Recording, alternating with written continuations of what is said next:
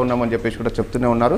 దీనికి సంబంధించిన ఏవైతే ఏర్పాట్లు చేయాలో అవన్నీ కూడా చేయడానికి సిద్ధంగా ఉన్నాం. ముఖ్యంగా కేంద్రం సూచనలు చేసినటువంటి ఆర్టీపీసీఆర్ టెస్టులు కానీ అదేవిధంగా ర్యాపిడ్ టెస్టులు చేయడానికి కూడా ఇవన్నీ కూడా ఏర్పాట్లు చేసుకోవాలని చెప్పిన నేపథ్యంలో అవన్నీ కూడా మేము సిద్ధంగా ఉంచామని చెప్పేసి కూడా కొద్దిసేపటి క్రితమే గాంధీ సూపరింటెండెంట్ మాట్లాడుతూ చెప్పడం జరిగింది. దీనికి సంబంధించినటువంటి ఏర్పాట్లు అన్నీ కూడా చేస్తున్నాం. అదేవిధంగా ముఖ్యంగా జలుబు దగ్గు కానీ అదేవిధంగా శ్వాసకోశకు సంబంధించినటువంటి ఇబ్బందులు ఏదైతే వస్తాయో అవి ఇమీడియట్గా వాళ్ళందరూ కూడా వచ్చి చెక్ చేసుకున్నట్లయితే దీని తీవ్రతను తగ్గించే అవకాశాలు ఉంటాయి. ఒకరి నుంచి ఒకరికి స్ప్రెడ్ కాకుండా ఉండే అవకాశాలు ఉంటాయని చెప్పేసి కూడా పలు సూచనలు వైద్యులు చేస్తున్నటువంటి పరిస్థితి మనం ఇక్కడ చూస్తున్నాం. All right. మొత్తం మీద రాఘవ చెప్పినటువంటి ఇన్ఫర్మేషన్ అది. డాక్టర్ లాస్యా సాయి సింధు మనతో పాటు ఉన్నారు. మ్యామ్, మళ్ళీ కరోనా వచ్చేసింది. మనతో పాటు ఇంకో గెస్ట్ కూడా జాయిన్ అవుతున్నారు, ఎంవి జగన్నాథం గారు, CCMB scientist. Sir, hello sir, నమస్తే సార్. నమస్కారం. ఎస్ మ్యామ్, లాస్యా గారు మీతోనే స్టార్ట్ చేస్తాను. మీరు ఈఎన్టీ స్పెషలిస్ట్ కాబట్టి మ్యామ్, ఇప్పుడు కరోనా కేసెస్ అగైన్ స్టార్ట్ అయ్యాయి. మన తెలంగాణకు కూడా 5 కేసెస్ ఆల్రెడీ నమోదయ్యాయి. ఎట్లాంటి జాగ్రత్తలు తీసుకోవాలి? పానిక్ కాకుండా ఏం చేయాలి? పరంగా చూసినట్టుగా అయితే గత 2 months నుంచి కూడా ఇన్ఫ్లుయెన్జా కేసెస్ అనేవి చాలా చూస్తూ ఉన్నామండి. నార్మల్గా అంటే దీంట్లో జలుబు దగ్గుతో ఒక 2 months నుంచి చాలా మంది పేషెంట్స్ మాకు వస్తున్నారు. అండ్ ఇక్కడే కాదు, ఆల్ ఓవర్ ద వరల్డ్ కూడా ఈ ఇన్ఫ్లుయెన్జా కేసెస్ అన్ని పెరగడం ఇవన్నీ అందరం చూస్తున్నాం.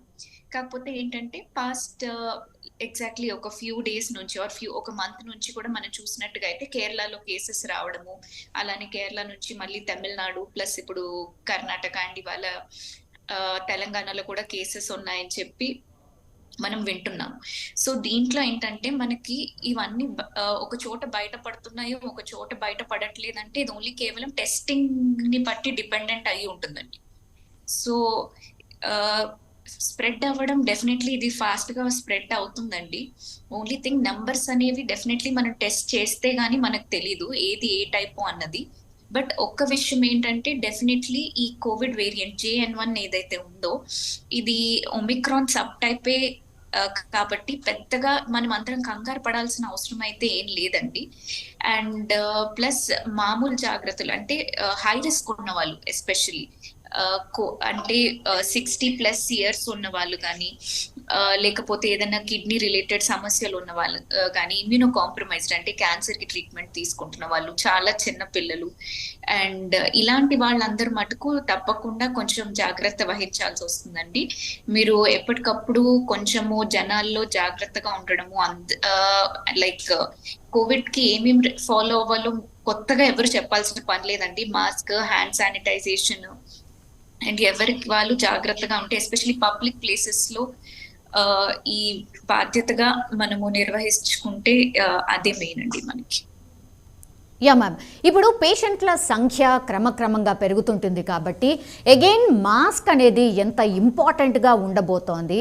అండ్ అంటే మ్యామ్, చాలామంది కూడా ఇప్పుడు జనరల్లీ వైరల్ ఫీవర్ అనుకొని వదిలేస్తున్నారు.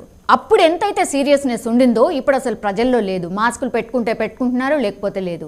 2-3 రోజులు అట్లా ఇంట్లో ఉంటున్నారు, లేదంటే మందులు వాడుతూ బయట తిరుగుతున్న పరిస్థితి ఉంటుంది. ముందే చలికాలం మ్యామ్, ఎంత ఫాస్ట్గా స్ప్రెడ్ అవ్వచ్చు? సో ఏంటంటే అండి, ఒక గుడ్ థింగ్ ఏంటంటే ఒమిక్రాన్ వేరియంట్ కాబట్టి ఇది మనము ఫస్ట్ లో చూసినంత ఫాస్ట్ గా అయితే స్ప్రెడ్ కాదండి. కాకపోతే అఫ్ కోర్స్ ఇది ఒకరి నుంచి ఒకరికి స్ప్రెడ్ అవుతుంది. ఒక ప్లస్ పాయింట్ ఏంటంటే వ్యాక్సినేషన్ తీసుకున్న వాళ్ళకి చాలా అడ్వాంటేజ్ గా ఉంటుందండి. వ్యాక్సినేషన్ తీసుకున్న వాళ్ళు అయితే పెద్దగా ప్రభావం చూపెట్టదు. బట్ ఒకవేళ ఎవరైనా వ్యాక్సినేషన్ తీసుకోలేదు లేదా ఇమ్యూనో కాంప్రమైజ్డ్ ఉన్నారు అంటే వాళ్ళు డెఫినెట్లీ కొంచెం హై రిస్క్ లో ఉంటారండి. మీరు తప్పకుండా మాస్క్ పెట్టుకోవడం అనేది మీ జాగ్రత్త కోసం మీకే మంచిదండి. అండ్ అంతే అండి, హై రిస్క్ వాళ్ళు జాగ్రత్తగా ఉంటే మనకి సరిపోతుంది. మామూలు వాళ్ళు పెద్దగా భయపడాల్సింది ఏం లేదు. అండ్ మీరు జ్వరం వస్తే ఇంట్లో ట్రీట్ అవ్వకుండా కొంచెం డాక్టర్ దగ్గరికి వెళ్ళి టెస్టింగ్ చేసుకుంటే మీకే మంచిదండి. ఎందుకంటే ఆల్రెడీ లాస్ట్ టైమే కోవిడ్ వచ్చి వెళ్ళిన వాళ్ళ ఎఫెక్ట్స్ ఇప్పటి వరకు కూడా చూసినట్టుగా అయితే చాలా హార్ట్ అటాక్స్ కానీ వేరియస్ బాడీలో అక్కడక్కడ క్లాట్ అవ్వడం అంటే స్ట్రోక్స్ కానీ బ్రెయిన్ లో క్లాట్ అవ్వడం ఇవన్నీ కూడా పోస్ట్ కోవిడ్ ఎఫెక్ట్స్ ఇప్పటి వరకు చూస్తున్నాము. సో ఇప్పుడు మీరు సొంత ట్రీట్మెంట్ తీసుకోకుండా మీ నియర్ బై డాక్టర్ దగ్గరికి వెళ్ళండి అండ్ సరైన టెస్ట్లు చేయించుకోండి. మీ ప్రాబ్లం ఏంటో అని మీరు తెలుసుకొని దాన్ని బట్టి ట్రీట్మెంట్ తీసుకోండి. Definitely you will be safe అండి. Yes ma'am, I come back to you ma'am. Yeah, M V Jagannathan గారు సిసిఎంబి సైంటిస్ట్ జాయిన్ అవుతున్నారు. సార్ నమస్తే సార్.